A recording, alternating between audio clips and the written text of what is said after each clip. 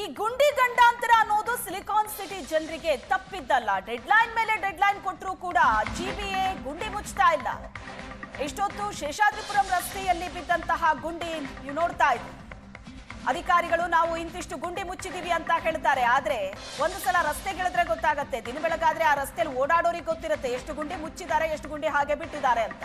ಸಂಗೊಳ್ಳಿ ರಾಯಣ್ಣ ವೃತ್ತದಲ್ಲಿ ಏಷ್ಯಾನೆಟ್ ಸುವರ್ಣ news reality check ನಡೆಸಿತು. ಗುಂಡಿಗಳಿಂದ traffic jam ಅಂತಿದ್ದಾರೆ ವಾಹನ ಸವಾರರು. ಸಹಜ ಆಯಿತು, ಮೊದಲೇ ಬೆಂಗಳೂರಿನ ರಸ್ತೆಗಳು ಟ್ರಾಫಿಕ್ ಜಾಮ್ ಅಂಥದ್ರಲ್ಲಿ ಗುಂಡಿ ಬಿದ್ದ ರಸ್ತೆಗಳಲ್ಲಿ ವಾಹನಗಳು ಮತ್ತಷ್ಟು ಸ್ಲೋ ಆಗತ್ತೆ, ಇನ್ನಷ್ಟು ಜಾಮ್ ಆಗತ್ತೆ.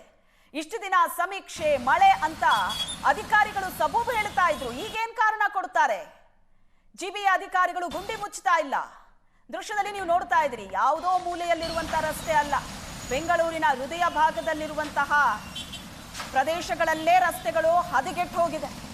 ಮೆಜೆಸ್ಟಿಕ್ ಸುತ್ತಮುತ್ತ ರಸ್ತೆಗಳು ನೋಡೋದಲ್ಲ, ಇದು ಸಂಗೊಳ್ಳಿ ರಾಯಣ್ಣ ವೃತ್ತ, ಶೇಷಾದ್ರಿಪುರಂ, ಬೆಂಗಳೂರಿನ ಪ್ರತಿಯೊಂದು ಏರಿಯಾಗಳಿಗೆ ನುಗ್ಗಿದ್ರೂ ಕೂಡ ಆ ರಸ್ತೆಗಳು ಗುಂಡಿಮಯ ಆಗಿದೆ.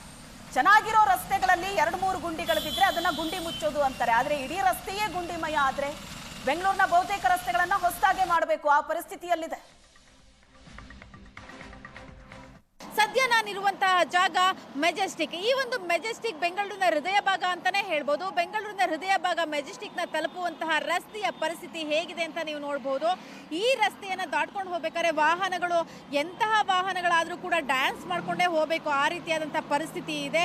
2 ವೀಲರ್ ಹಾಗೆ ಆಟೋ ಚಾಲಕರಂತೂ ಇಲ್ಲಿ ಸಾಹಸವನ್ನೇ ಮಾಡಬೇಕು ಅಂತಕ್ಕಂಥದ್ದು ನೀವು ನೋಡ್ಬೋದು. ಆ ಒಂದೇ ಒಂದು ಗುಂಡಿಯನ್ನು ತಪ್ಪಿಸ್ಲಿಕ್ಕೆ ಎಷ್ಟೆಲ್ಲ ಸಾಹಸವನ್ನು ಮಾಡ್ತಾರೆ ಅಂತೇಳಿ.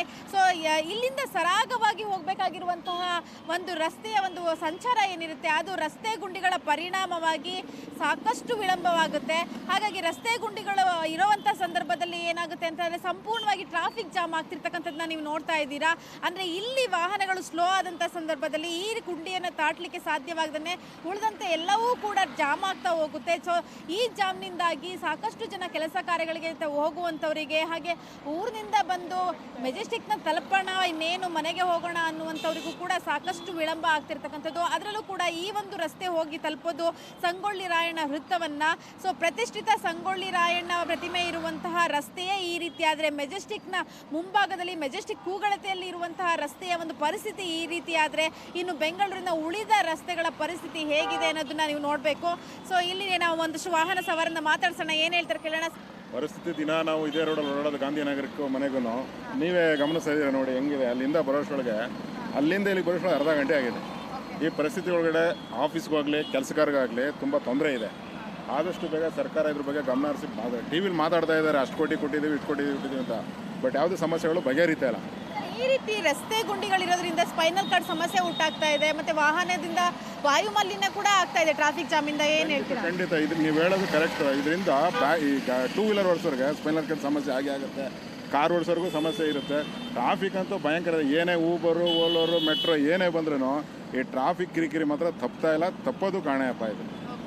ಹೇಳ್ಕೊಳ್ಳೋಕ್ಕೆ ನಮ್ಮ ರಾಜ್ಯದ ಒಂದು ರಾಜಧಾನಿ Bengaluru, silicon city, ITBT city ಅಂತೆಲ್ಲ ಹೇಳ್ತೀವಿ. ಸೊ ಇಂತಹ ಸಿಟಿನಲ್ಲಿ ಇಂತಹ ಪರಿಸ್ಥಿತಿಯ ರಸ್ತೆಗಳಲ್ಲಿ ಜೀವನವನ್ನು ಸಾಗಿಸ್ಬೇಕು ಅಂತಂದರೆ ಎಂಥವರಿಗೂ ಕೂಡ ಸ್ವಲ್ಪ ಪಿತ್ತ ನೆತ್ತಿಗೇರುತ್ತೆ ಅಂತಲೇ ಹೇಳ್ಬೋದು. ಎಂತಹ ಒಂದು ದುಸ್ಥಿತಿಯಲ್ಲಿ ನಾವು ಇದ್ದೀವಿ ಅನ್ನುವಂತಹ ಒಂದು ಪ್ರಶ್ನೆ ನಮಗೆ ನಾವೇ ಕೇಳ್ಕೊಳ್ಬೇಕು, ಅಂತಹ ಪರಿಸ್ಥಿತಿ ಇದೆ. DCM ಸಾಹೇಬರು ಹೇಳ್ತಾ ಇರ್ತಾರೆ ಗ್ರೇಟರ್ ಬೆಂಗಳೂರು ಮಾಡ್ತೀವಿ ಅಂತೇಳಿ. ಸೊ ಈ ರೀತಿಯಾದಂಥ ರಸ್ತೆಗಳನ್ನು ಇಟ್ಕೊಂಡು ಈ ರೀತಿಯಾದಂಥ ಒಂದು ಸಾರ್ವಜನಿಕರ ಒಂದು ಜೀವನವನ್ನು ಪಣಕ್ಕೆ ಇಟ್ಟು ಇಲ್ಲಿ ನಾವು ಸಂಚಾರವನ್ನು ಮಾಡಬೇಕು ಅಂತಹ ಒಂದು ಪರಿಸ್ಥಿತಿಯನ್ನು ಸೃಷ್ಟಿ ಮಾಡಿಕೊಂಡು ನಿಜಕ್ಕೂ ಕೂಡ ನಾವು ಗ್ರೇಟರ್ ಬೆಂಗಳೂರನ್ನ ಮಾಡಲಿಕ್ಕೆ ಸಾಧ್ಯನಾ ಅಂತಕ್ಕಂಥದ್ದು.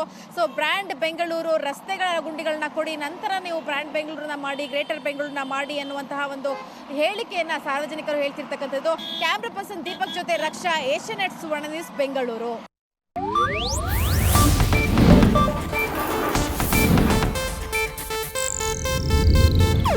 ಇದು ಏಷ್ಯಾನೆಟ್ ನ್ಯೂಸ್ ನೆಟ್ವರ್ಕ್ ಪ್ರಸ್ತುತಿ.